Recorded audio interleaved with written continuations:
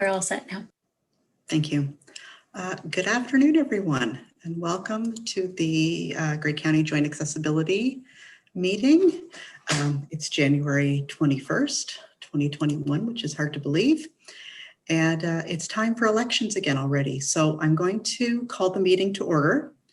And the first thing on our agenda is the election of the chair and vice chair for 2021.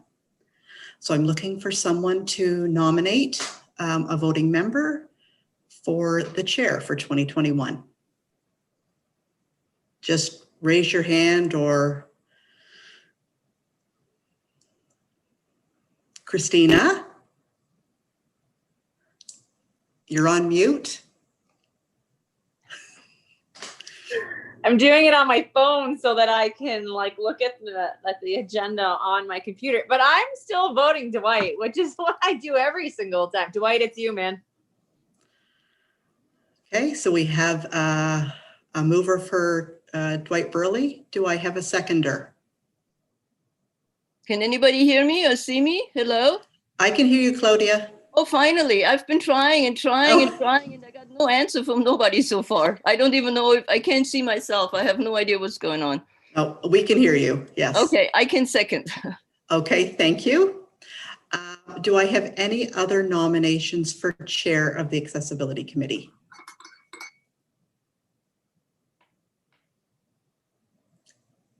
Catherine, I see your hand.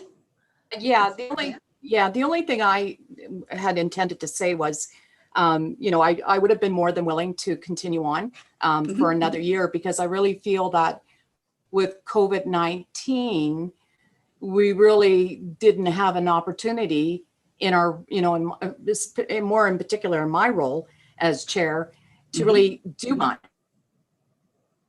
So I feel that, unfortunately with COVID, I really didn't get much of a chance to really be the chair.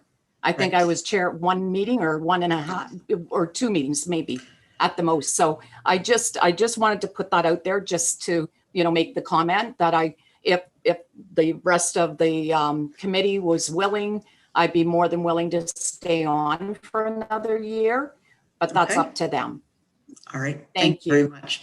2020 was certainly a challenging year for meetings for a lot of committees. So do I have any other nominations for chair?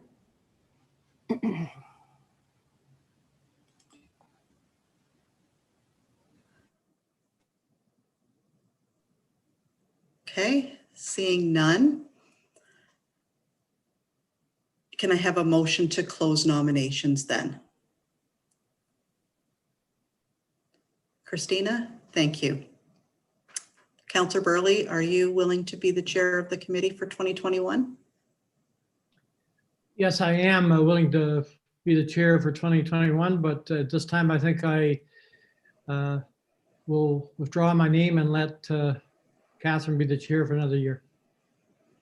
Okay, so I do need a mover and a seconder to nominate Catherine Schultz for the chair for 2021. Councillor Burley, would you like to move that? Okay, thank you. And I see Claudia's hand up as a seconder. Yep. Thank you. Thank you very much. Any other nominations for chair?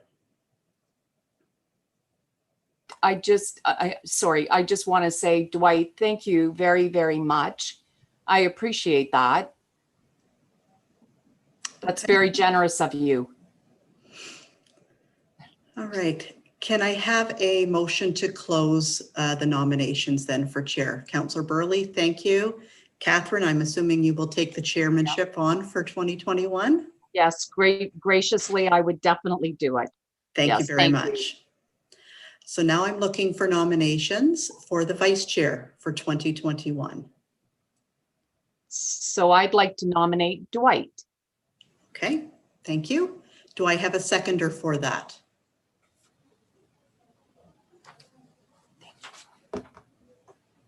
I would second that. It's Andy. Thank you very much, Andy. Any other nominations for vice chair? Can I have a motion to close the nominations for vice chair? Councillor Burley, thank you very much. And Councillor Burley, are you willing to be the vice chair? Yes. Okay, thank you very much. That is the end of my role. Catherine, I will turn it over to you. Kathy will walk you through some of the who's speaking for a number of different items here, and I'll hand the meeting over to you. Okay, thank you. Hi, everyone, and Happy New Year. I cannot believe that we are still in COVID-19, which I'm sure all of us appreciate that. I know where I work here at Beaver Valley Outreach, we've certainly had a lot of changes over the past year and, struggles with it. But, we're hopeful that this will soon come to an end at some point in 2021. But anyway, welcome to our meeting. And I guess the next item would be a declaration of interest. So does that require a motion, I guess? No. No, it doesn't. It's just, it's basically if any of the members have any financial or pecuniary interest in any of the items related to the agenda. So I assume that if anybody does, they would put their hand up. Okay. And then I guess if we move forward to item number 4, the site plan reviews. So the first one is the Grey Roots Museum and Archives store, which is a new build at Morriston Village. It's where? Could you repeat that, please? It's where? At Morriston Village. Okay. It's at the Grey Roots Museum, Claudia. Okay, I got it. Yeah.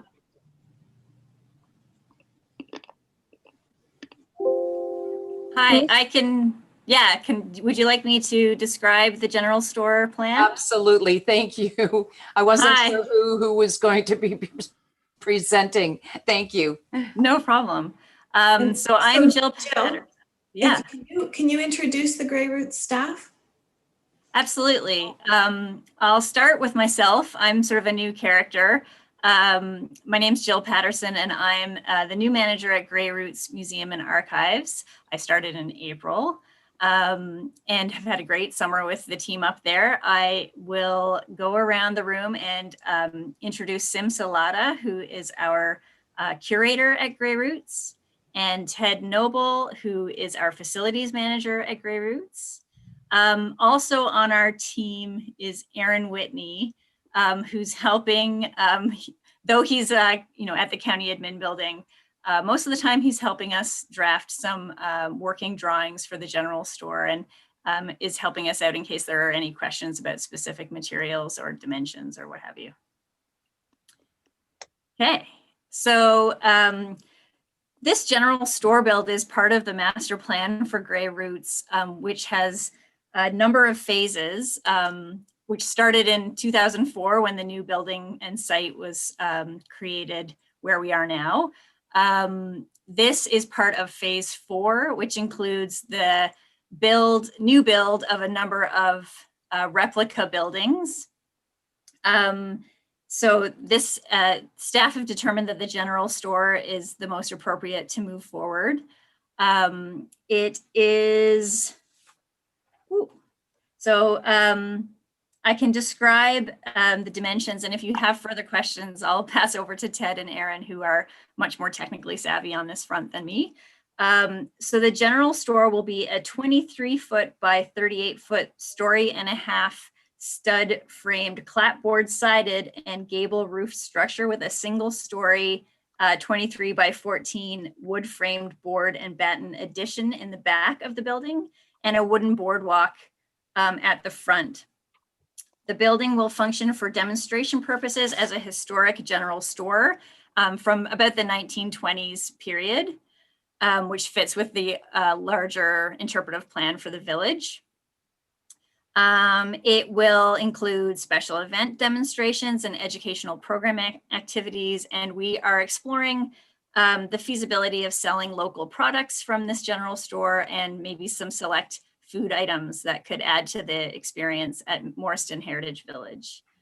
I can let you know the new build of the replica general store will enrich the Grey Roots experience for visitors and residents, increase the number of artifacts we're able to display, which Sim is very happy about, attract new audiences, encourage visitors to stay longer, and maximize their repeat attendance. All the recommendations identified in the Grey Roots from this, all the recommendations for this general store come from the 2013 business plan and repeated in the 2016 strategic plan. What else can I tell you? There's site servicing is already in place, which includes natural gas and electrical, and the building will not have domestic water or septic. Accessible restrooms are provided in the main building at Grey Roots. We've, I know, Kathy, we included some images of the general store, sort of some rough drawings. Are we able to share those? Tara, can you share your screen and share that? Yep, I can. Just give me a moment.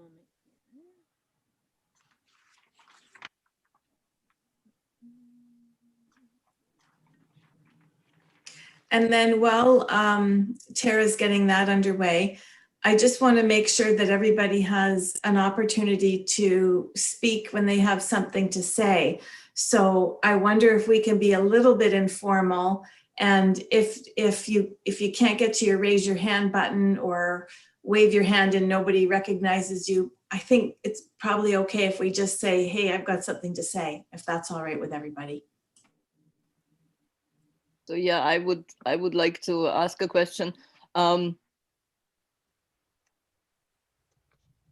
I don't know how many people will be employed in that building, but to see it go up without any washroom facilities, I think is problematic. Not just for visitors, but also for the employees. Like, where do you go to wash your hands? Where do you go to blow your nose? Where do you go, like, if you really, really have to go and you're the only employee in the building, then you have to run over to the museum to go to the bathroom.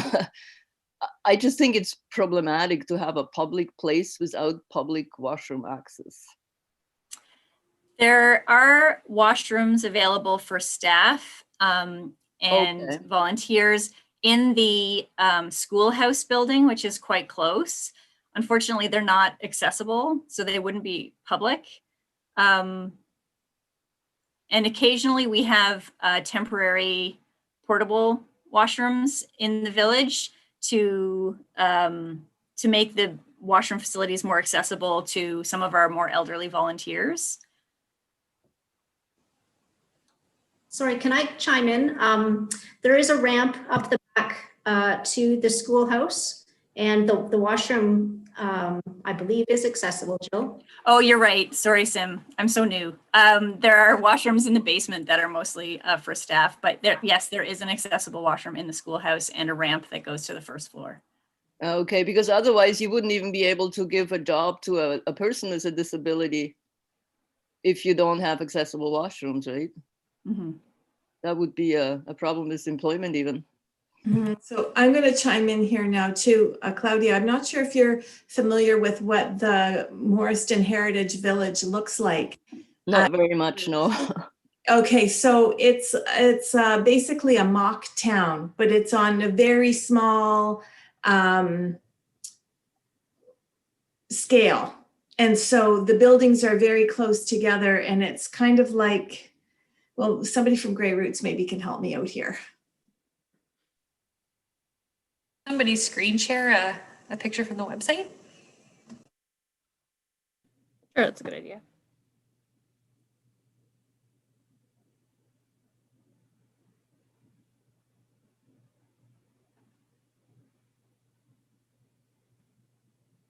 I'm gonna go ahead and screen share if that's okay with folks.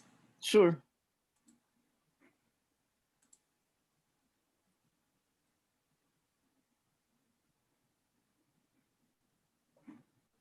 And then we also have one of our members who has a challenge with visuals. So if you can be very descriptive verbally, that would be helpful also.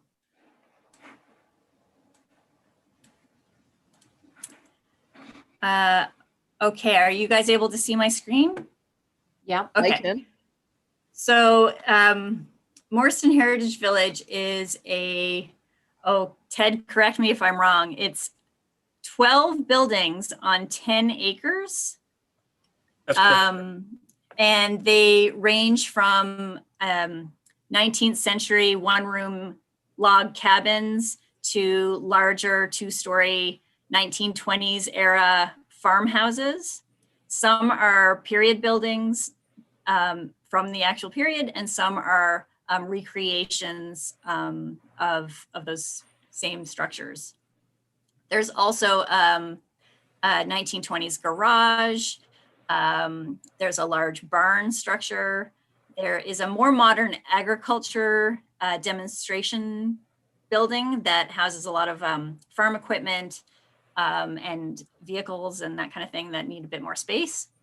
There's a replica sawmill that's still functional. There's a bandstand, and basically it's almost like a park setting. There's great landscaping and trees, and it's a nice green space and surrounded by farmers' fields. It's a short walk around from the main Grey Roots Museum building.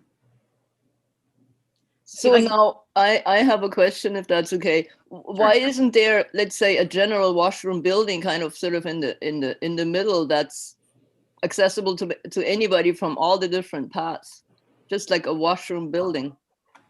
Wouldn't that be a good idea? I don't know. Like 10 acres, I can't quite imagine, like when you're, let's say, at the bandstand, how far do you have to walk to the closest washroom? I would say it's about 5 minutes to the Grey Roots main museum building. Uh-huh. Can you maybe? Yeah, that's not bad. And what are the paths made from? Are they okay with wheelchairs and stuff? Yes. Oh, go ahead, Jill. No, you go ahead, Sam. Oh, and actually we do provide 2 motorized scooters that visitors are able to use during their visit to both the museum and to Morriston Heritage Village. Maybe Jill, if you could put your cursor on the schoolhouse building. Yes, there we go. That's where the other, except the washroom is located. So there is a washroom both in the museum and on the far side of the site. There's the main museum there. Okay. Yeah, Yes. that makes sense. And actually we did number of years ago, probably a good 8 years ago when we were building, can't remember which building it was, but we did look into central wheelchair accessible washroom building, which we would have board and battened and put in the center of the site. But I think with change in management and just roll on over the years, it never really came to fruition. Okay, I see. It might seem strange that I'm focused on the washrooms, but I guess it's the COVID getting to me. Wash your hands. I don't know if Ted has any further details on that, but I do remember it being discussed. Yeah, there is future plans in different phases going forward to add a railway station, which will also house 2 accessible washrooms in it. And then further down the road, and which would be right across from the general store, would be a coach house or an inn, which would also have accessible washrooms. So this has already been previously engineered as far as our septic capacity goes. So future washrooms are coming. All right, thank you.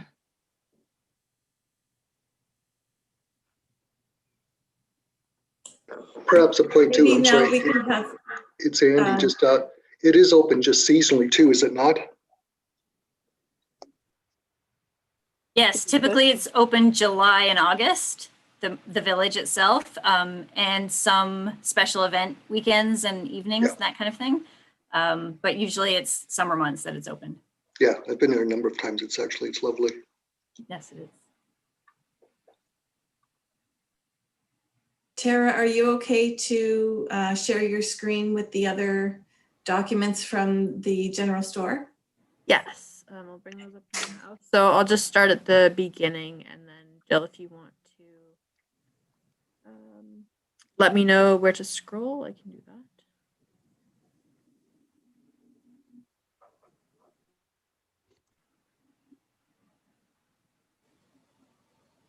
So Sorry, everybody, I have way too many things open. yeah,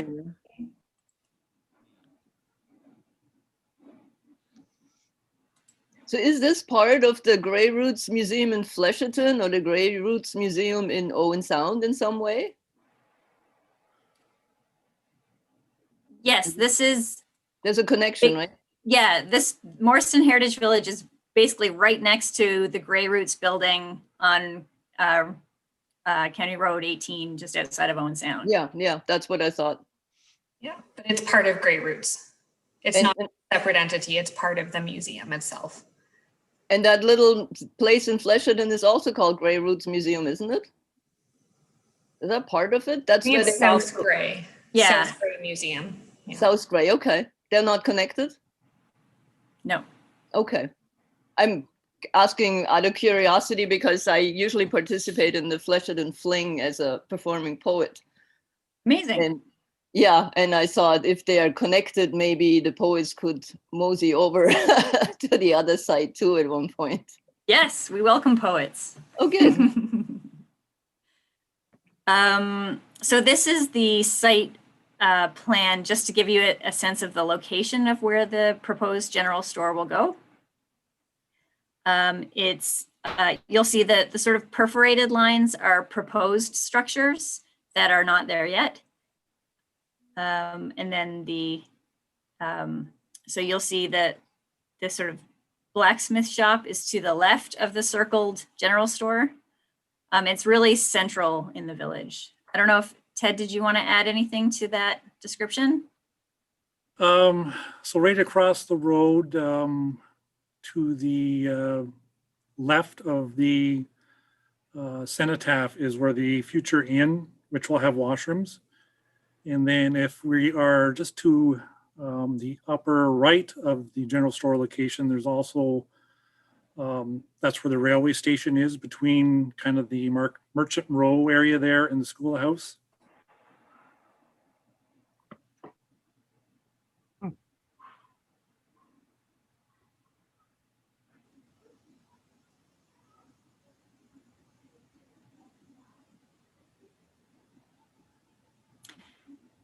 And then this is the drawing that shows the heights and widths of the dimensions of the building, just like sort of facing the front door.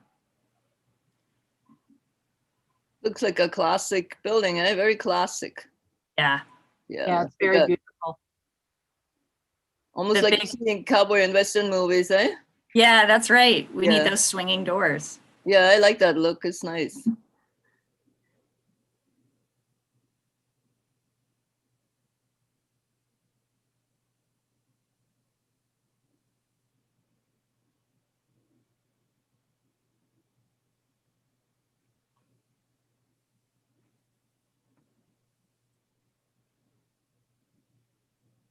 Is this something that?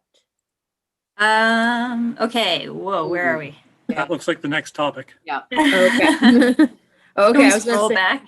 very detailed for the. So just to be a bit more descriptive about the general store, if you can picture the front have large display windows. There's a sort of boardwalk along the front that's covered, kind of a big wide boardwalk veranda kind of thing that's at ground level. There are large doors that open into a pretty wide space where we'll have our reproduced general store displays. And we're not planning to make the second floor publicly accessible. That's more sort of a storage spot for staff and at the museum. And then there is also a back space that is planned as a sort of interpretive way to talk about sort of secondary businesses that might have been run out of a general store. I believe that's the plan. Sim, you're welcome to correct me. I know we're still fleshing a lot of that out. Oh, is No, that the that's right. gambling hub in the back then? The illegal? Yeah.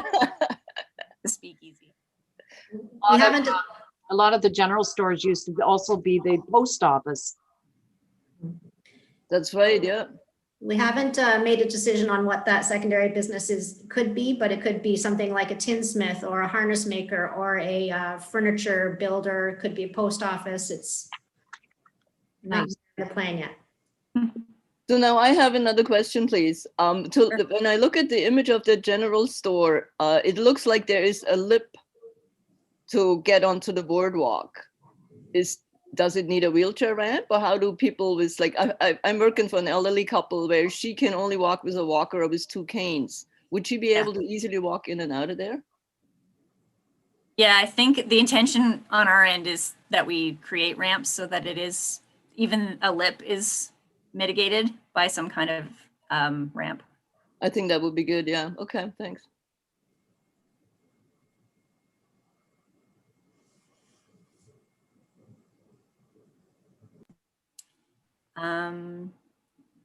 Are there any other questions, or Ted or Sim, is there anything else you wanted to make sure we described? We've covered everything unless Aaron has something he wants to add.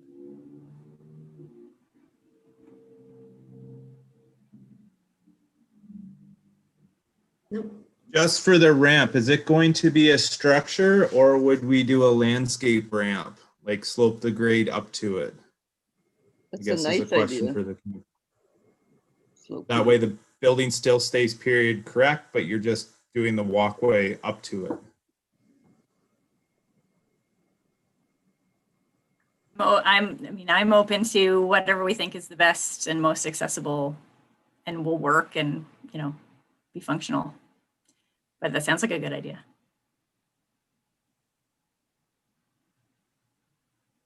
However, that would mean natural material, which might be hard to negotiate on a wheelchair. That's the only downside to that, maybe. But we can probably add a wooden lip to mitigate any type of tiny little step there may be. So we can definitely accommodate accessibility, so anybody can get in. Yeah, it shouldn't be hard, eh?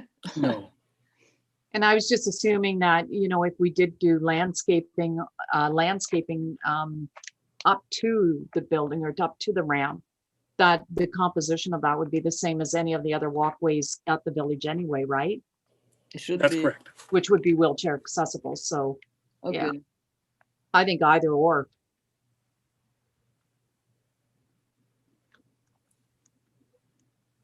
It's a beautiful building.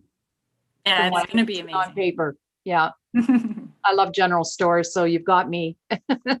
Oh, I'm wishing that there's going to be ice cream or something Mhm. really good. Yeah. I was with one of these old villages once, and they did the ice cream by hand, almost like churning butter, right? In a Yeah. bucket with the ice, and yeah, it was delicious. That kids love that. Yeah. It's good exercise, and then you can get all the calories back. Oh, actually, that reminds me, I've seen yesterday a little clip of somebody who built a machine where kids can make their own ice cream or shaved ice cone or something, and they have to run in a wheel, like a hamster wheel, to make it come out of the machine. It's There you absolutely go. brilliant. Kathy, did you have something? Hi, yeah, I just wanted to mention that we're going to need to have some kind of a resolution that Tara can help us with for both of these items, for the general store and for the car wash in Hanover. Yeah. I have it drafted to, as long as there aren't any issues with the committees, from the committee's perspective, to adopt or support in principle both of them at the same time. So if you, at the end of the next item, we can look at that motion if you like. Okay, thanks, Tara. Okay, so then do we want to move forward then? I guess we can with the gas bar and car wash in Hanover. Thank you, Jill, for your presentation. You're welcome. Thanks to everyone in the committee. When's it gonna be ready? We hope to break ground in March or in May, sorry. Awesome. I just have a quick thing about the general store is I know the inside becomes a little bit of a like a whole different layout accessibility issue, just as long as, you know, the aisles aren't too close together and that kind of thing. My daughter's maybe taken out a few racks that with the back of her wheelchair. We call her Fanny. Has anybody seen the movie Robots? Because there's that lady, she takes all the robots in and she's a snail, and every time she turns, she takes everything out with her back end. So that has happened maybe a time or two, but as long as your aisles are good and wide and, you know, that they can fit and properly turn, I guess, then all is well. Yeah, I know Ted and Sim and Aaron are all conscientious of that, making sure that there's that kind of space for someone to turn. Perfect. It's a good point, Christina, because now with the COVID crisis, you can see that stores are not built for space. They're built for cramming it in. Mm-hmm. And you can't get your 2 meters anywhere. So yeah, that's a good point.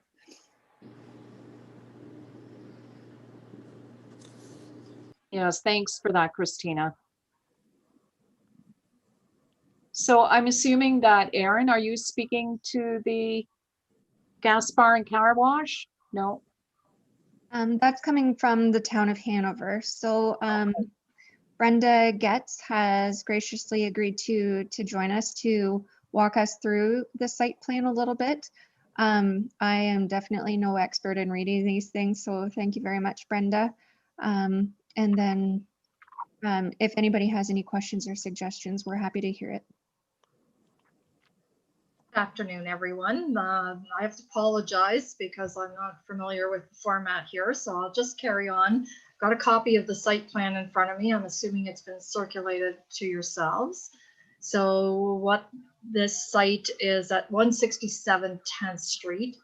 The application came forward to our department in May, and on sorry, I'm flipping through a few different documents here. On December 21st, Hanover Council passed the bylaw to enter into the site plan agreement to construct a gas bar, convenience store, and a drive-through car wash. So as you can see from the site plan, the convenience store is 1,645 square feet, and attached to it will be a proposed car wash that measures 1,348 square feet. There'll be 6 gas pumps in total, 3 stations or pumps with 6 stations, I guess. So I'm just going to reiterate what Mr. Tedford has provided me, that this site plan conforms to 3.8 of the Ontario Building Code with interior accessible washrooms, ramps, and access doors. The exterior has accessible parking and sidewalks meeting the CSA standards. There is currently no standards for the car wash. However, a driver can complete the car wash procedure without leaving the vehicle. He has also asked if any committee members has any accessible information that could be applied to this site. He would graciously look for any feedback that you can provide. Thank you. And I've got a question already. Will there be an accessible electric car powering station too? Not at this time, there isn't one proposed. That's kind of sad because in a way, gasoline is slowly going out and electric is coming in. So would there be a way to include that at all? Or the town of Hanover does have 2 sites currently. One in the parking lot that's behind CIBC Bank and Rexall Drugstore. And there's also one that is attached to the fire hall, just located downtown. Typically, those sites are attached to buildings or in areas for which the vehicle owner can leave their car for half an hour to an hour or longer to charge and either enter a restaurant or another facility nearby. So a gas station typically would be very quick service. You come in, you pump your gas, you use the convenience store, you go through the car wash, and then you move forward. So there is no plans currently for that feature to be added. Okay. Yeah, the layout would have to be a little bit different, I guess. All right, thank you. That's correct. Thank you. Andrew, you have a question? Yes, well, actually two, because first off, what street is this on? Andrew, it's located at 167 10th Street, and you live in Hanover, correct? Yes, I do. What's it near? Yes, it's at the west end of our main street. So when you're going towards Walkerton. And Is it not, that's not the hotel parking lot, is it? It's further west from the police station. Yeah. Currently, the site actually has a Tender Pizza and a vacant office building, and it's across from Riverside Towers. Are you familiar with that, where that is? Yes, I'm familiar with Tender Pizza. Okay. Is there going to be a sidewalk into the store, convenience store? There's currently a sidewalk along the street, and But right inside though. there's a sidewalk that is surrounding the convenience store, and that will be accessible.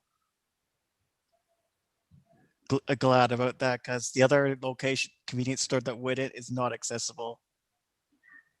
Is that the new Esso station, Andrew? Yeah, the convenience store down there is not accessible at all. That's terrible.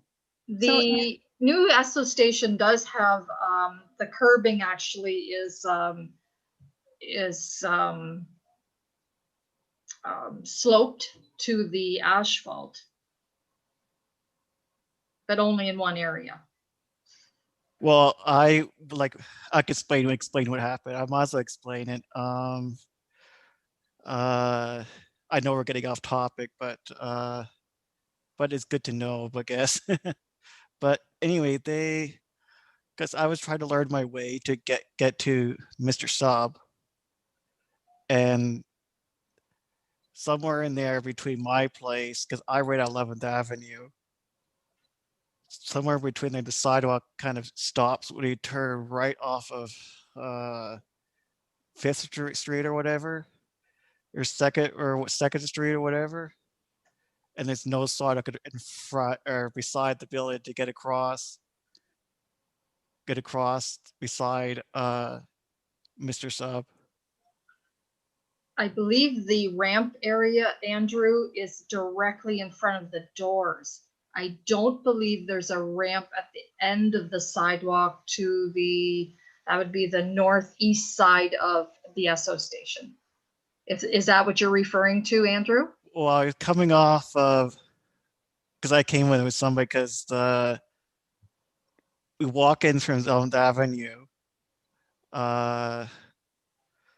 and then one of those streets are turned down, and then whoever it was got me to cross the road, not a road somewhere, and right beside Subway. He come out of Subway, let's put it this way, and turn left, and then someone had me turning left again down beside the Subway. No, Mr. Sub, sorry. Yes, you're on 11th Avenue at that point when you exit the Esso station. So is it actually on the sidewalk adjacent to the street, Andrew, or is it actually on the site where the Mr. Sub is located? Actually on the site, I think it's on the site. You turn left again, then right away we say right next to the building is what I'm referring to, I guess. Yes, you're right. And right next to the building, there would not be a slope to exit from the sidewalk, but I can mention that because to our works department. C9B tried to look at it, and they said it was declared it unsafe for somebody like me to get there on my own. Yeah, the only sloped area that I recall is right in front of the entrance doors. It slopes to the asphalt, which is the Andrew? parking lot. Yes. Andrew, it's Melissa Hilgendorf here. Yeah.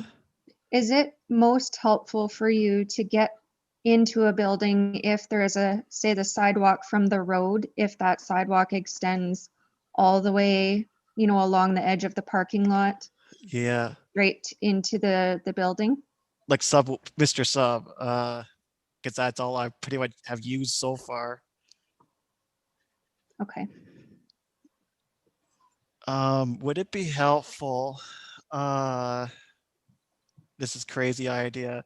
Would it be helpful if to get some feedback on C9B before we say anything more, or what?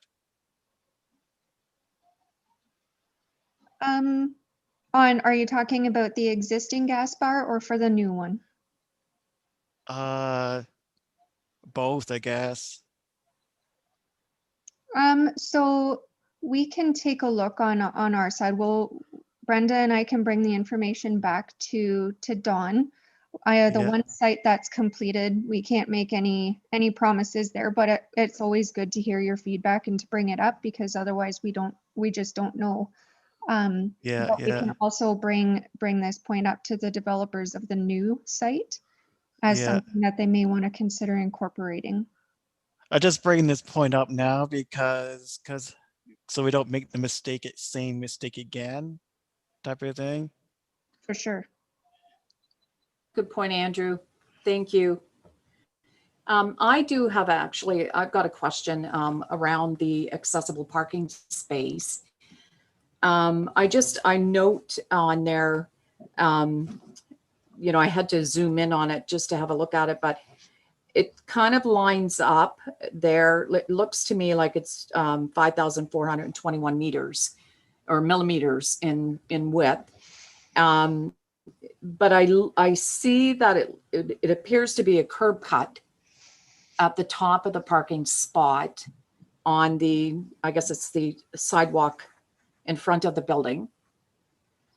So my only question is, or my concern there is, with that accessible parking, it's certainly wide enough. The minimum width is 3,400 millimeters. It's coming in at 5,421.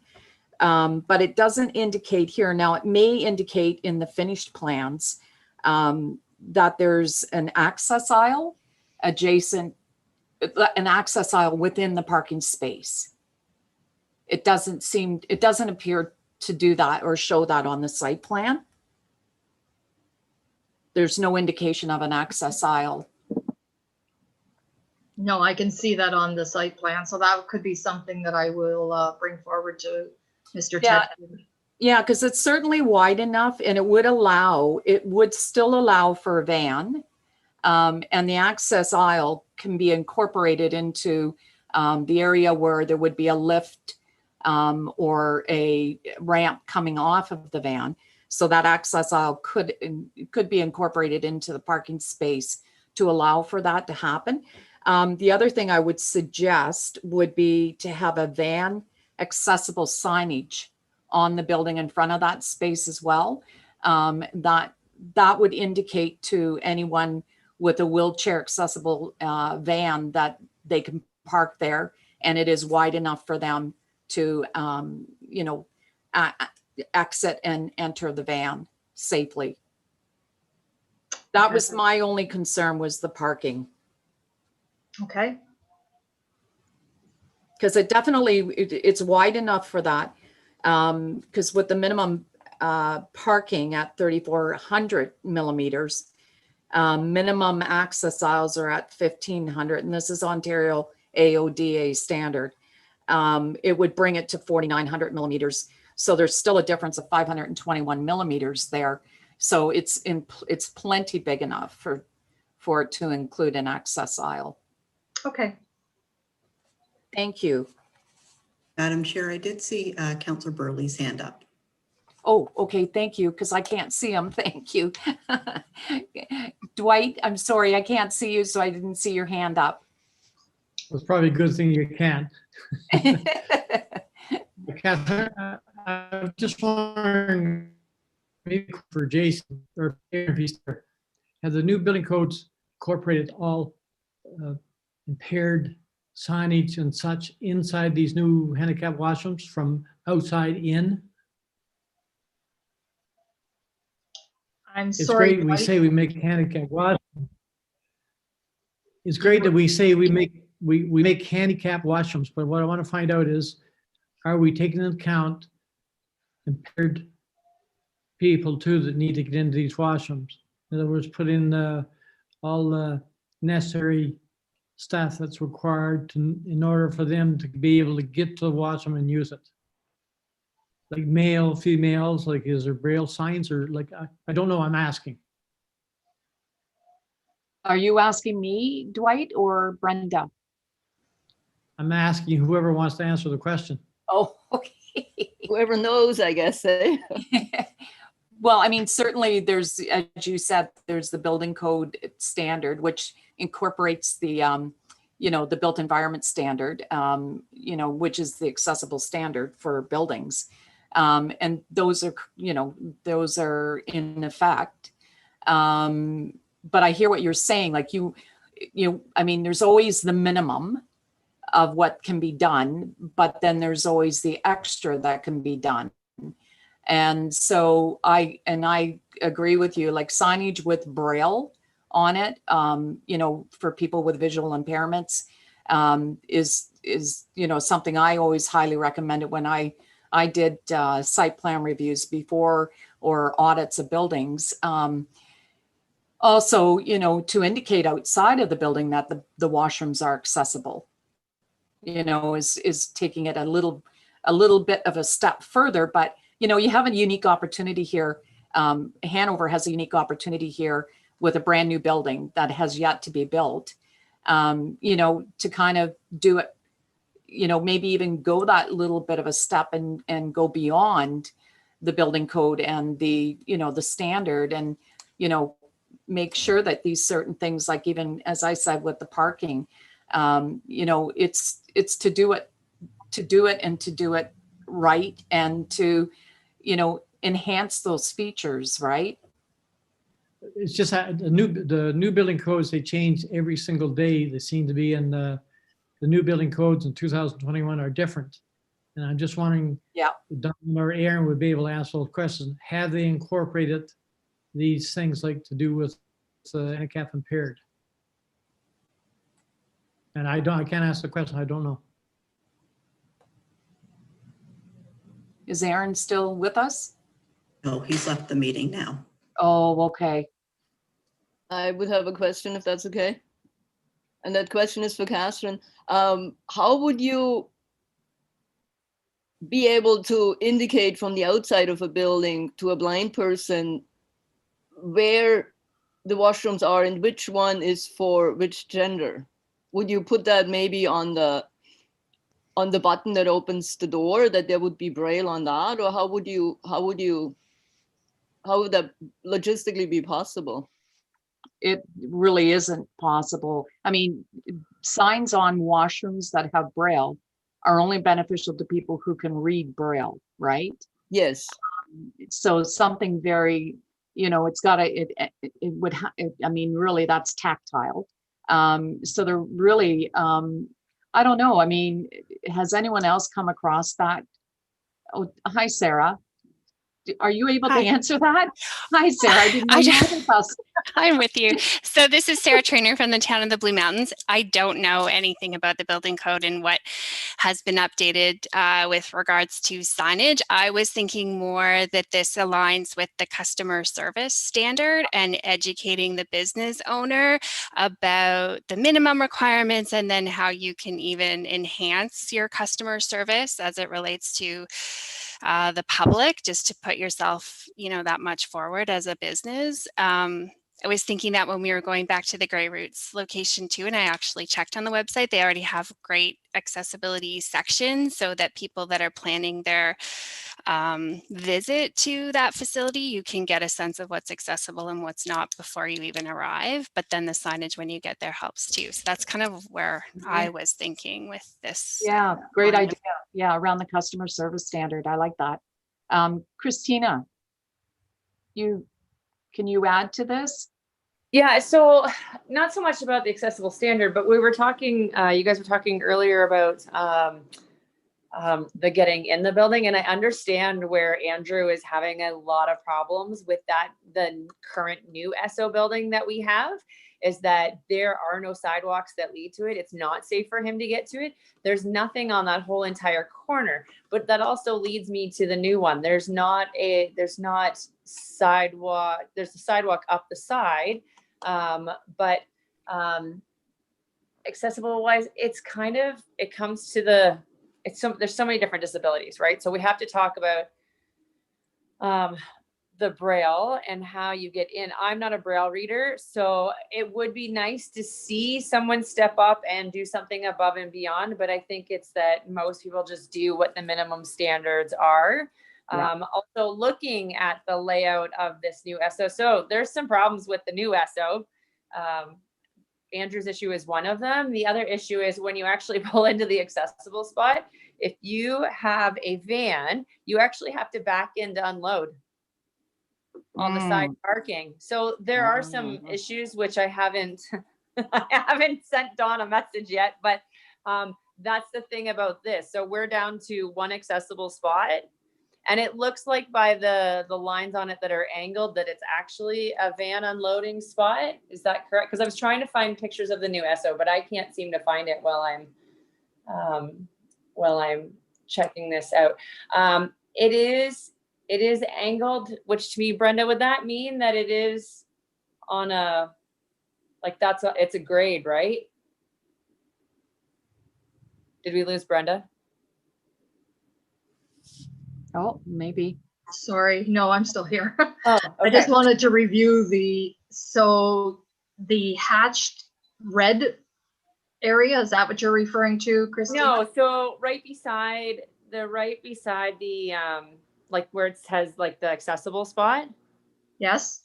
On the plan. So it's got the little sidewalk beside it, right? So is that the angle? Is that where they're painting lines, or is that supposed to be the walkway? And how do you get up onto the brown section? So the space adjacent to the accessible parking space is for loading. Yeah. That's what you're looking at, Christina? Yeah, that's what I'm asking, yeah. Okay, so loading means it's just a large space for a truck to unload. So it's adjacent to the accessible parking space. The hatched area surrounding the store would be the sidewalk, and then the ramp from the accessible space, you can see it's kind of cut out of the sidewalk.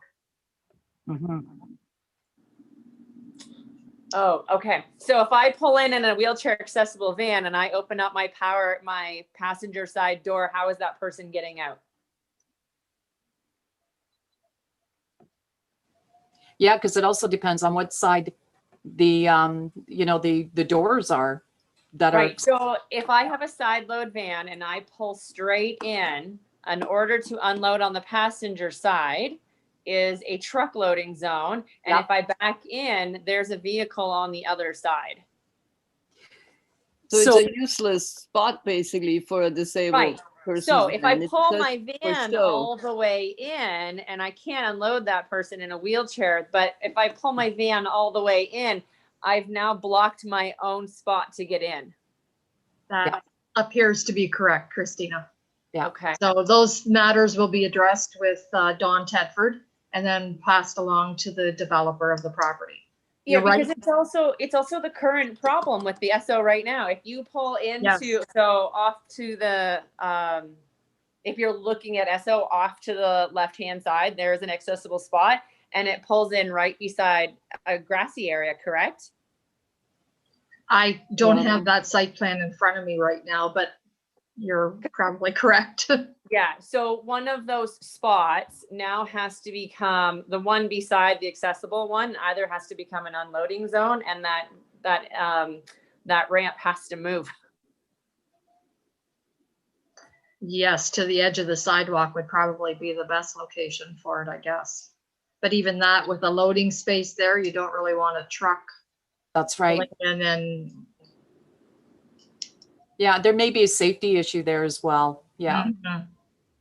Okay, these items will be addressed with our chief building official, Don Tedford, and with the developer. At least we can correct this one, Christina. Yeah, It's a for little sure. difficult to do the SO right now because it's already know. built, but know. it's the same developer. So I'm hopeful that perhaps maybe these items can be addressed somehow. Okay, perfect. Thanks, Brenda. Yeah. Thank you. Would be good to be able to mandate that any developer has somebody on staff who actually has a disability to help the developer understand. Because if you don't have a disability, or if you don't work or live with people who have a disability, you have no clue what the needs are, right? That's why they have us, Claudia. But if you look at the gas station that Christina just talked about, where were we when they built that one? Well, the committee did review that one, and we took feedback back to the developer, but I guess it's always hard to see on paper versus when you see it physically. But hearing from the committee is always helpful. And it is kind of funny that items such as the gas bar aren't even required to go through an accessibility committee. But we're thankful that the committee is here so that we do have an opportunity. We can bring that information forward to the developers because, Claudia, you're right. A lot of them probably don't have members with disabilities on their team. Yeah, so there is no understanding. And if there's no understanding, there's no action. There's also no compassion because there's just, it's a blank. It doesn't exist in a healthy person's mind, right? Yeah, it's a good point. Yeah. I do see Dwight with his hand up again. Okay. Catherine? Sorry, Dwight. I keep missing you there. No problem. Madam Chair, unfortunately, I have to leave this meeting to go into another one. Okay. So Okay, great to see you again, Dwight. yeah, nice to see everybody. Happy New Year. Take care. Thanks, Dwight. Okay, so Brenda, you've got lots to take back, obviously, from our input. And I guess the next step we talked about was a resolution. Sorry, Catherine, before you continue with that, I do see that Stephanie Stewart, who's our community transportation manager, and she's going to speak to the next one, but I think she has some, perhaps some information for this discussion as well. Sure, absolutely. Go ahead. Thank you, Chair. I just thought I would add an idea for the washroom conversation. Perhaps going gender neutral could be the solution for individuals so they don't have to navigate if a washroom is male or female. That's a good idea. Yeah.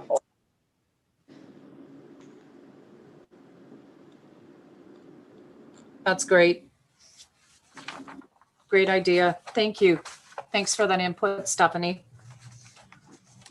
So I guess we have to move forward then, Heather, with a resolution, or Tara? Yeah, so I think Tara's got just a general resolution noting, and the minutes will reflect the discussion that we've had today and the suggestions coming from the committee on both site plans. So the resolution would just be to support both site plans in principle, noting that the comments will be moving back to the respective parties for their consideration. Okay. So you'll just be looking, Madam Chair, for a mover and a seconder, and then we'll vote on it afterwards. Okay. Not sure. Christina's coming back. I guess she will be. Well, I'll certainly move it. Actually, the chair. Oh, I can't. That's right. No. Sorry. That's okay. I always get that mixed up between motions and resolutions. Not my first time. All right. Maybe Christina, are you able to move that? Are you able to move that? Okay, thank you. And can I have a seconder? I'll second it. It's Andy. Thank you, Andy. Okay, all in favor? Yes. Okay. So we'll say that that motion is carried by all members. Yeah, yes. Carried by all members. Thank you. You're welcome. Okay, so the next item on the agenda is reports. The proposed update to the multi-year accessibility plan. And so, Madam Chair, for the process for this one, normally we have the resolution on the floor so that then Kathy and Stephanie can present that report. So you'll be looking for a mover and a seconder to put the motion on the floor. Okay. So can I have a mover?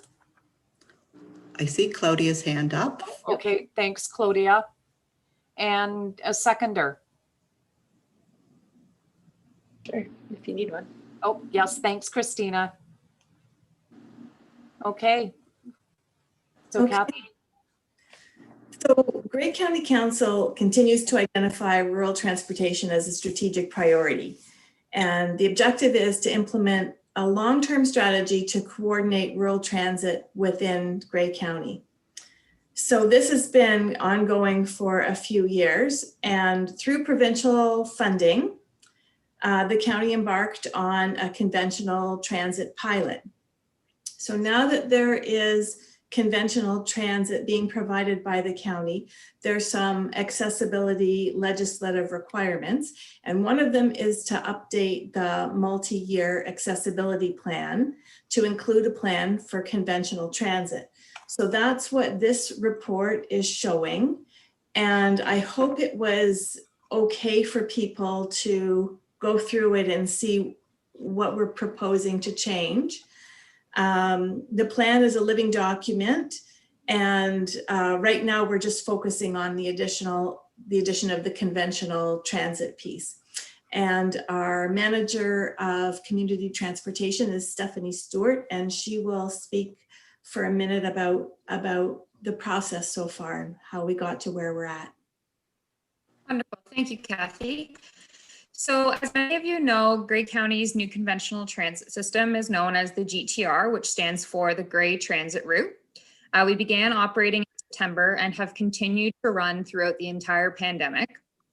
Grey County is working with a local transportation provider known as Driver Seat and working with home and community support services to deliver our transit system. At this time, the GTR buses can accommodate most accessibility requests. However, if an individual requires a lift or a ramp to get onto the bus, we are partnered with HCSS, so Home and Community Support Services, to offer a parallel transportation service. We do ask that people who would like to book an accessible ride call at least 2 days in advance at this time, just so that we can get to know the unique needs of the rider, understand the size of their wheelchair, so that way we can send the appropriate vehicle for their needs. As time goes on, the hope is that, and once we get to know that individual better, we'll be able to reduce that call-in time to a much shorter amount, so that way the advanced booking can be reduced. The GTR has established, as I said, a relationship with HCSS, and we're working to streamline the process with them. So what that means is when a resident calls the GTR, not only do we ask them about what their needs are, but we also inform them of the other specialized transit options in our area. And when we chat with them, we're able to complete any intake forms and send those directly to Home and Community Support Services so that it's one less step for the individual and they're not having to call a whole bunch of people to figure out where the services are and how they can get to their end destination. Some people may find a conventional transit system awesome, and depending on their needs, it could be challenging for them in the winter months, but completely safe and accessible for them in the summer months. So what I mean by that is some people may have a hard time navigating the sidewalks in the winter because of the additional snow. So they may prefer using specialized transit in the winter months, but in the more pleasant months, they're able to navigate the sidewalks and arrive at our stop and get off at the other stops. So we are still a very rural transportation system, and that comes with its unique challenges because not all of our stops are in easy places to navigate. Some of them I can think about are along Highway 26 or Highway 10, and for individuals with or without a disability, you may need to get there by a car to arrive at that stop. A silly accessible plan.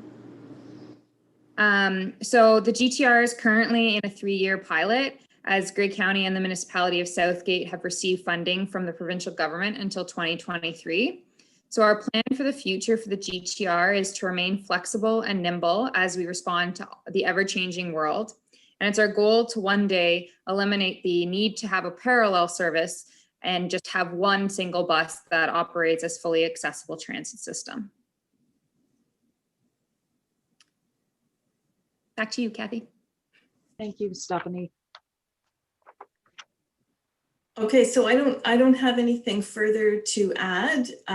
Does anybody have any questions about our proposed addition of the accessibility plan for conventional transit to the multi-year plan? I have no concerns, Kathy. I have a quick comment, which could, I guess, turn into a question, but I hope that we're not too quick to judge on right now, like what actual traffic is. Cause I know Natalie would totally be using this right now if it weren't for COVID. Like right now she's hiding away in her tiny little apartment in Toronto, and we're not going there, and she's not coming here. And I think that this is a super fantastic idea, especially we did get rid of our van because it was too hard on it just sitting in the driveway. We did buy a truck, but we love that this option became available.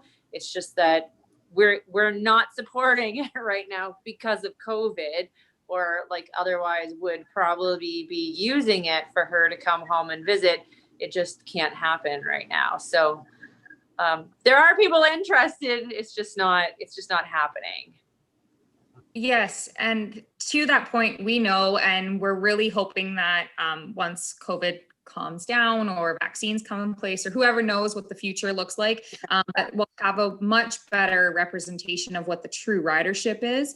Yeah. And many agencies like ourselves that receive funding from the province are actually advocating back to the province to say, can you help extend our pilot, because we didn't get an accurate representation of how good this could have been, because COVID has kept a lot of people away. Something I forgot to mention also that is unique as well. So if an individual does require an accessible ride, the accessible vehicle is able to accommodate who are not in a wheelchair, so ambulatory passengers and passengers in wheelchairs or scooters. So everybody can travel together in the same vehicle. And that's also something that I want to highlight, because some of our specialized transit agencies aren't able to take people under the age of 18, and we can do that. So if a grandma or a mom or whoever or dad is in a wheelchair or in a scooter and would like to bring their grandchild or their child with them, we're able to accommodate all of those people on one bus so that they can travel together. So what we should be basically advocating for is that all public transportation gets changed to completely being accessible. I think that would be in the long run the right thing to do, not to have two more systems at all anymore. Yes, you are 100% right, Claudia. That is our goal and what we will be working towards. Province-wide, I would think. Yeah, exactly. Worldwide, basically, yeah. So Stephanie, did I understand you correctly that the funding that you're receiving right now is only until 2021 or 2022? 23, I think she said. Yes, March 2023. 23, okay. So yeah, hopefully by then the COVID crisis is over and you can actually have at least 1 year of data to provide what would happen under normal circumstances. Yeah. Because they could easily pull the funding because there's a lack of ridership. You know how the provinces run right now. So yeah. Yeah, fortunately, transportation is considered an essential service, so we are able to continue running throughout this pandemic. And to be honest, we have done very well, and we've seen our ridership has steadily increased month over month. We obviously saw a dip in the ridership during the lockdown over the holidays, and right now with the stay-at-home order, that's not helping with our ridership either. But it's important for everybody to stay home and stay safe, because that's the right thing to do right now. So we're hopeful that once the stay-at-home order is lifted, that we'll be able to see more people riding our buses again. I really like the way the schedule was laid out. I have a copy of it here, but Yeah, and it's legible. It's not confusing. It's really well done. Thank you.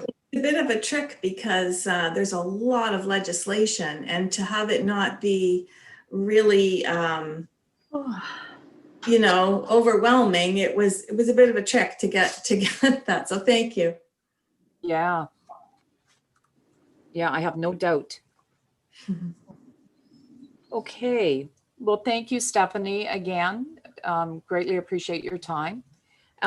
So Brenda, or Heather, sorry, we moved and seconded the resolution to open it up. Yes. Okay, so the next. So now you'll just need to call for the vote on the motion. Okay. So I'm going to call for the vote on the motion. Everyone in favor? Yes. Yes. Okay. So that looks like it was carried by all members. Perfect. Thank you. Not being able to see. No, that's okay. Thanks, Heather, being my right hand there. Okay, so the motion's carried. Yay. And thank you too for all of the work Kathy and the team has done on updating the multi-year accessibility plan. I know it's not an easy task. I did take a look at the original one and compared it to the changes, and I was completely fine with those changes as well. Yeah. So I guess the next item, I guess, do we, other business. AODA desk audits, Melissa. Yeah, so I didn't know that AODA desk audits were a thing until recently. So I didn't know it either. What does that even mean? Yeah. So we got an email that said from the Accessibility Directorate of Ontario, I think it came from. Yeah. And they said basically, we're looking to do an audit of your policies and your procedures that you have in place at the town of Hanover, and they had a whole checklist of items that they were looking for. So we had to respond by providing our documentation and specific sections or page numbers where they could locate the different information. It included our accessibility plans, like everything we had, even our like our hiring policies, training policies, all kinds of things. So I hadn't heard of it before, but I was just wondering if anyone else had experienced this. Is it a regular thing that happens? That's a good question because I hadn't heard of it either, and I'm just wondering, is it because they made it more specific to public as opposed to private or municipal? This one was targeted specifically towards municipalities, and so it was resulting actually from our 2019 compliance report. Okay. So I found it a little funny that we didn't hear from them until the end of 2020, but because we had done quite a bit of work actually in between. But just Monday this week, we got exciting news back that they had closed our file and they were happy with all of our policies and procedures and documentation. So that was a pretty good feeling. I know we still have some updates to make, but the foundation for a good program is there and we're just going to keep building on it. So. Sarah, have you had to go through the same exercise of the town of Blue Mountains? So that's what I was going to say. No, did not come across. However, I'm part of the ONAP group, the Ontario Network of Accessible. I don't know what the acronym exactly stands for, but accessibility coordinators for municipalities. And I saw a lot of that question went out, and quite a few municipalities responded that they got that request. So I don't know if it was everyone. Maybe I need to look into whether we got that, and I need to follow up, but I hadn't heard of it before. So. Yeah, it's almost like it was a kind of a, maybe a little hidden thing, and until, you know, they realized, wow, we haven't really looked for compliance on that. I don't know. Yes, Kathy. So my take on it, because I did see a lot of emails flying in from the ONAP group too. Did you get audited? We got audited. And it looks like it was fairly hit and miss, because I thought, what if we got an email and I just didn't get it and it's somewhere in my junk? But I confirmed that we weren't on the list, and yeah, so a lot were, but a lot weren't. Yeah, it kind of reminded me of the MOL blitzes that they do, and they it's a random audit that they do as well. So it kind of likened it to that. Yeah, that's interesting. I wondered about that as well, that Ministry of Labor. Yeah. Yeah, interesting. Well, it looks like, Melissa, you obviously had to do some work, and you know, you were successful in completing it, but wow, you know, kind of last minute, being aware that you had to even do it. Yeah, and they don't give you a huge timeline to respond. So, but I mean, it was in the end, it was a pretty simple process through COVID and things. Literally, I was able to email like a zip file of all of our policies and procedures and just detail which sections and things applied. And yeah, it seemed to have gone well. So if anybody has that happen, that's a process they seem to like. We'll tell them to come to you for the expertise on it now. And, you know, just speaking of, you know, the whole thing around the AODA, I noticed too that the accessibility compliance report, they've extended that until June 20th of 21. So due to COVID. Was that for private? So I think it is. Yeah, okay. Yeah, I think it's private. Businesses, not for profit. Oh no, I believe, well, I didn't think public had to do one this year. At the end of 2021, I thought, for website accessibility, yeah. Yeah. No, that website accessibility, Heather or Kathy, correct me if I'm wrong, that was the beginning of 2021. That was January 1st, wasn't it? We needed to be compliant with that January. Yeah, but we didn't have to submit a report. No, the report will be the end of 2021. Yeah. Yeah. Yeah, it's a task keeping on top of the compliance dates too, isn't it? Just being aware of all of that. Okay, is there any other business that was not on the agenda? No? Okay. So the next item is next meeting dates. I guess we really haven't got a Kathy, a schedule. I guess it's Yeah, no, I think what we've been doing is, as our municipal partners or Grey County comes up with something that needs to come to committee, then we schedule a meeting and get it together. okay.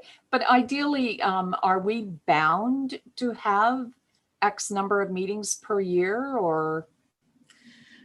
Our terms of reference do indicate that, but we haven't been, just because of COVID and what's happened with COVID. So I think we would be excused. Yeah, I do too. I think we'd be exempt from that.